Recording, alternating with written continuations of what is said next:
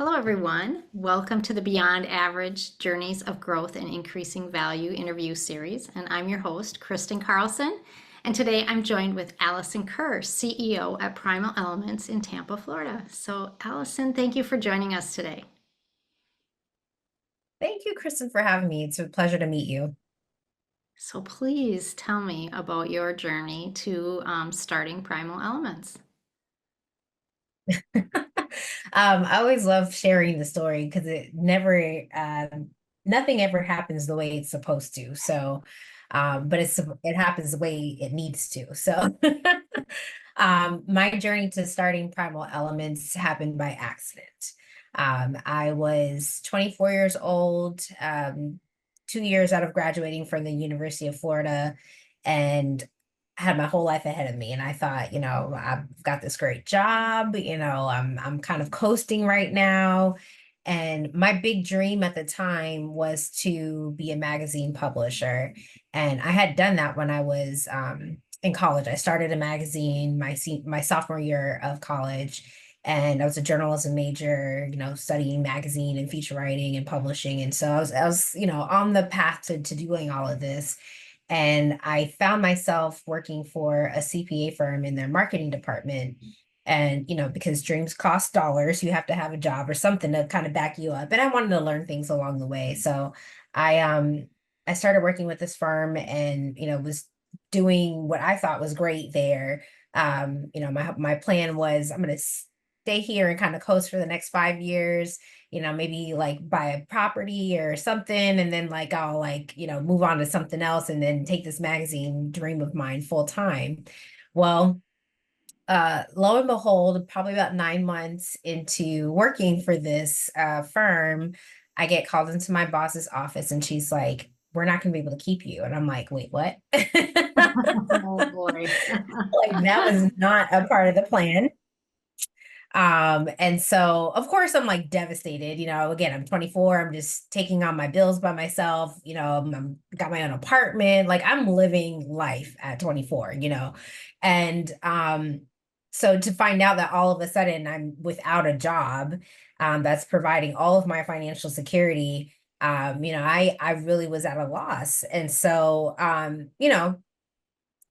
probably cried for about, 6 weeks. And try to figure out what I was going to do while I was looking up jobs and filing for unemployment and all of that stuff. So I started praying about it, and I really felt like God was like, hey, you should start a graphic design company. And I'm like, that doesn't sound like anything I want to do. Because even though I had this magazine, which I had, I'd studied design, studied the writing, did all the things, I know how to produce, publish, a magazine from start to finish, all of that editorial, I'm trained to do that really well. But running a business was a different situation. And I actually ran away from that for a very long time.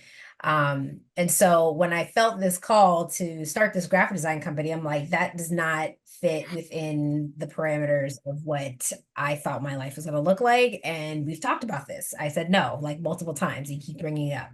So after continuing to say no and continuing to hear, hey, you should do this, I was like, all right, cool. Look, if this is you, God, and it's not me being crazy, then I need you to send me two people to like confirm that this is you. And I'm not, because if it's you, I'll do it. But if it's just me, I'm not doing it. And we're gonna go find another job and figure this out somewhere else. So, and again, I'm applying for other jobs at this time, and it's still um lo and behold, I had two friends call me that week and they were like, hey, are you still doing like graphic design projects? Because I was side hustling, doing some graphic design projects for people for free, not making any money. It was, again, I love doing it, but I didn't think I was good enough to do design work for people. Um, I didn't recognize my own greatness at the time. So I just kept running away from it.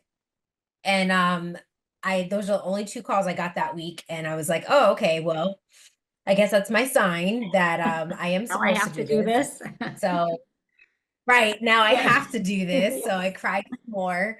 Um and then I went to Google, how do you get clients for making a graphic design company? So um I after that, I sent out an email to a couple of friends and families and was like, well, I'm starting a company, guys. Help me get some clients. And I never went a month without having work after that. I did take on a part-time role with another company, which was really what gave me my confidence in actually running a business because I got to learn the ins and outs of operating a multi-million-dollar company. And at the same time, really learning how to market it and brand it and tell that story. So I was getting so much training and preparation outside of what I went to school for in these, situations where I thought was like the worst possible thing that could happen. It was actually the best thing that could possibly happen to me. So, fast forward a couple years later, I decided that, even though I was doing really well with this other part-time gig that turned into a full-time gig with management role and all of that, that really wasn't where I wanted to be forever. And I didn't want to stay in Gainesville forever. Gainesville's not the coolest place off campus. It's,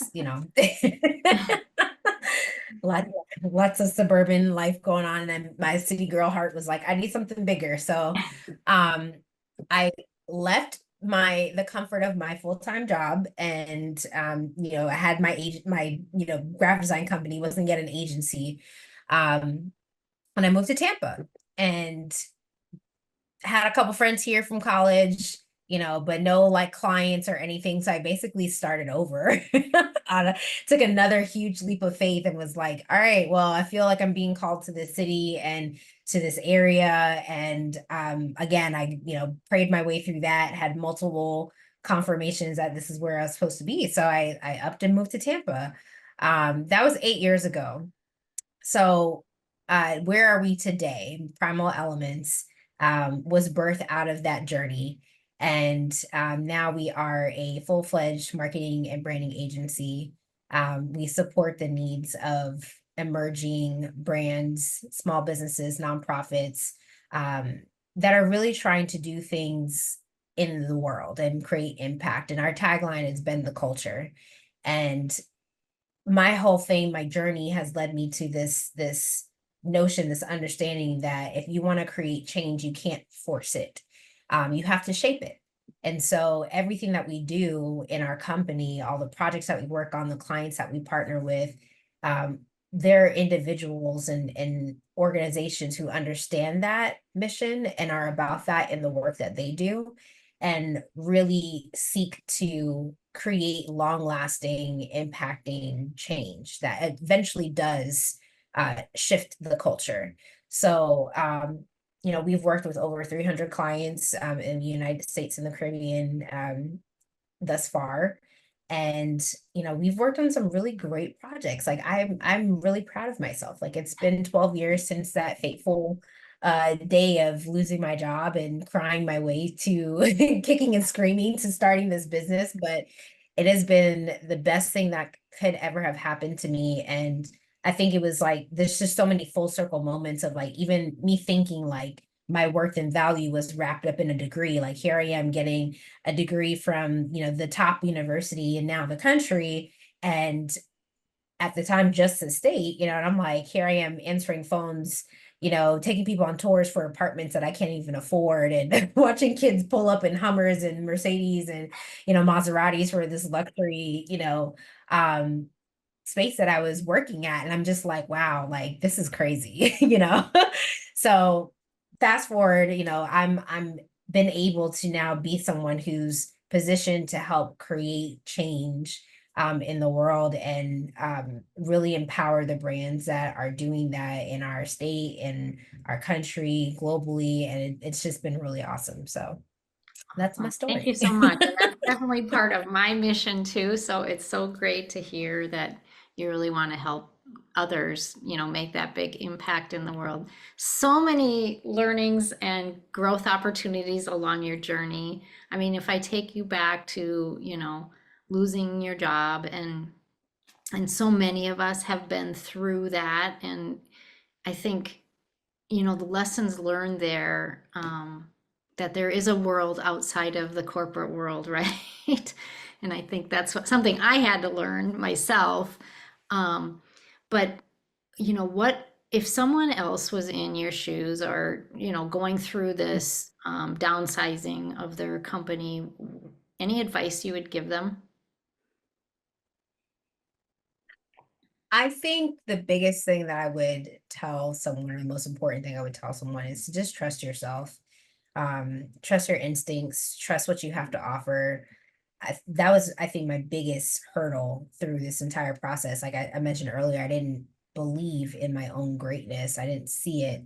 And other people saw it. They spoke those things into me, and that really helped to push me forward. But I didn't see it in myself. And I think if I had that confidence earlier, that it wouldn't have taken me so long to lean into this opportunity and to step into it. I just didn't really believe in my own greatness. So yeah, I would say trust yourself and trust that that you're going to figure it out. And even though there's may not be a clear blueprint for how to make it happen, that you've gotten yourself this far, so know that you can figure it out and come up with a plan that's going to give you some sense of security and peace of mind. So So when did you start to believe in your greatness? um, I don't know if there was an actual moment. I think that it's just happened in increments over time. Because there's so many things that I've endured. This has not been a perfect journey. No one's journey is ever perfect. But there were really great highlights. So one of those being, me getting featured among 24 other entrepreneurs in an anthology about our journeys to success. That was a really huge moment for me. I'm this girl from the streets of New York and Mount Vernon who grew up watching, dysfunction happening all around her. And fast forward all these years, my story is getting featured in a publication, in a book. I have my own chapter in a book, among all these other entrepreneurs who are doing such amazing things. So I think that was one critical, like, aha moment for me. I think another was when I had the opportunity to become the president of the National Association of Women Business Owners for the Tampa chapter, the local chapter here. And I've been serving in that position for the last 3 years. This is my third year.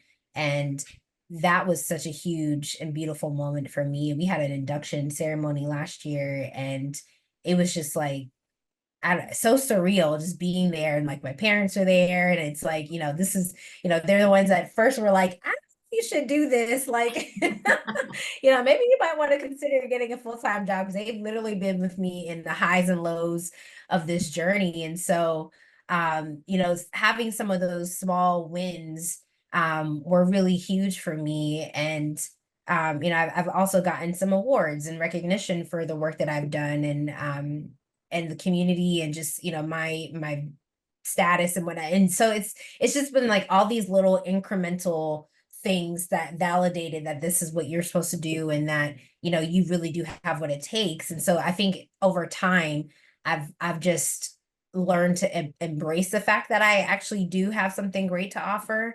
And then other times I've had to work on it really hard. Therapy is great too. Something that, yes, coaching, have wonderful coaches that can speak life into you and help you kind of navigate some of those hurdles and the imposter syndromes and things that come up when you're in this space. So yeah, I think it's been a process. There's never been like one like moment where I'm like, oh yeah, now I know I'm it. Like I got it, I'm the girl. Like it's just been, Did you ever feel like daily. giving up? Did you have those feelings of that you need to give up or?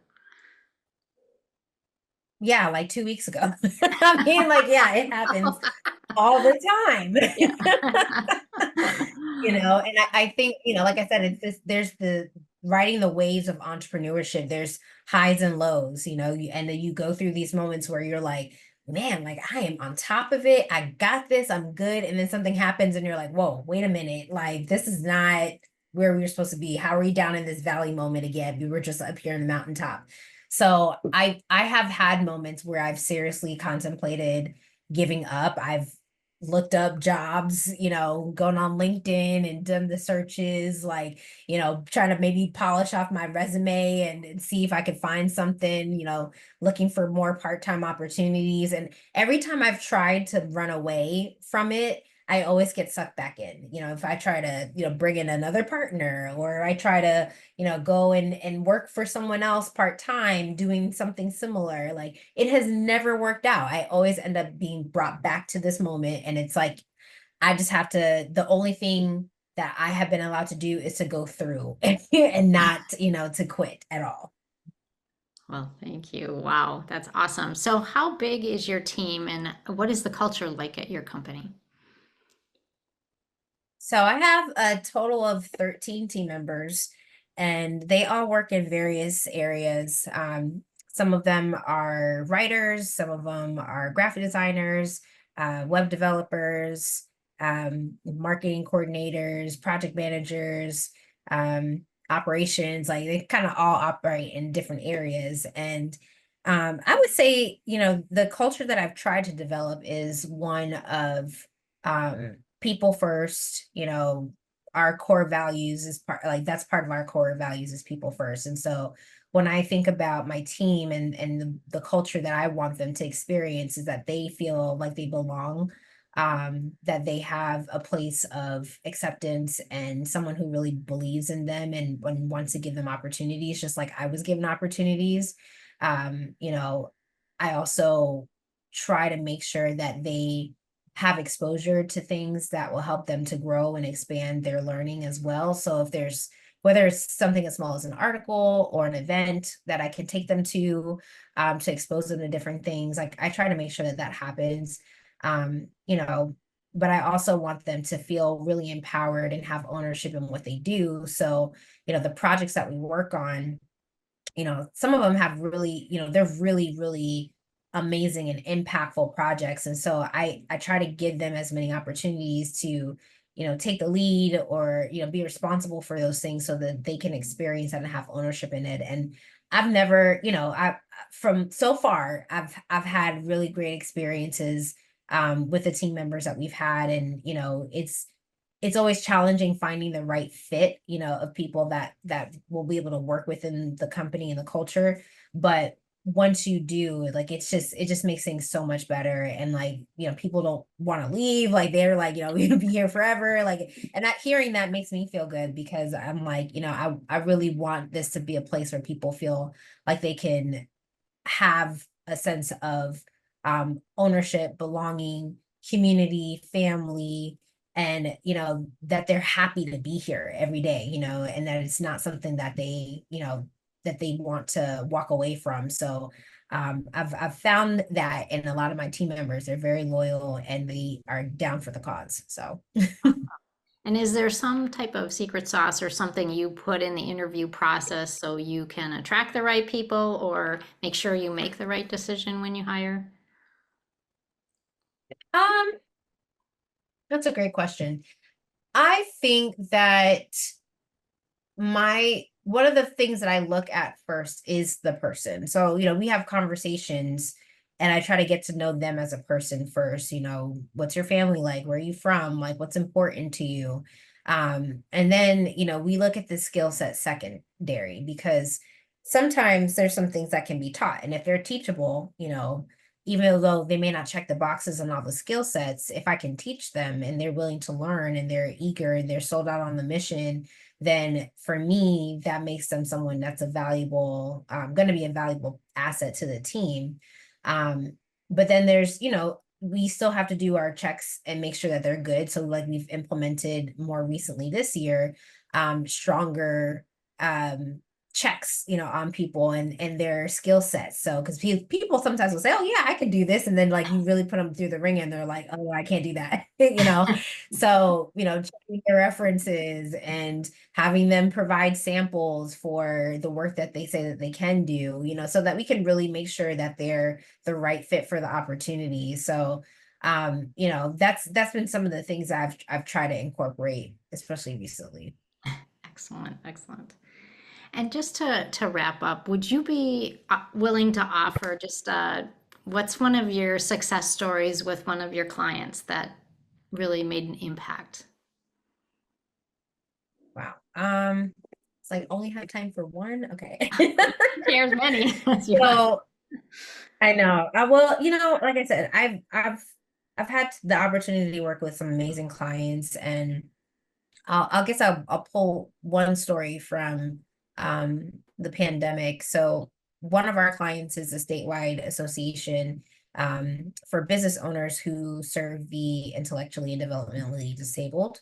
So these are individuals that are running group homes, assisted living facilities, adult day training centers, and they've really a lot of them are similar stories to me. People who have families that emigrated to the United States and they need an opportunity and they're trying to get into this business so that they can make a living for their families.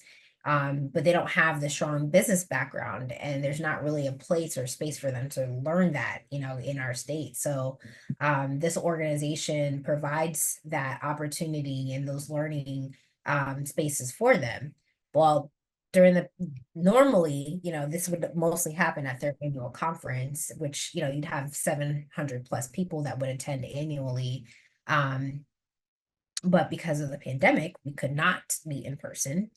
And they were all very much focused on their clients and whatnot because they had to, increase protocols and things like that. And so um we had to cancel the conference multiple times over the last couple of years, which also was not great for the organization because that was a huge way for them to bring in revenue every year. It's like their main way of bringing in revenue.